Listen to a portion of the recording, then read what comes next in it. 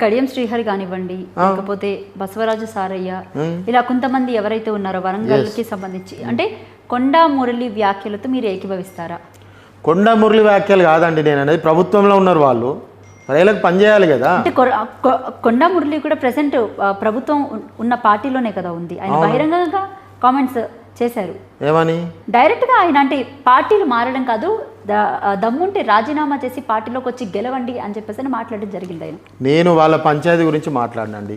నేను ఒకటే చెప్తున్నాను, నీకు చిన్న ఎగ్జాంపుల్ చెప్తా అండి.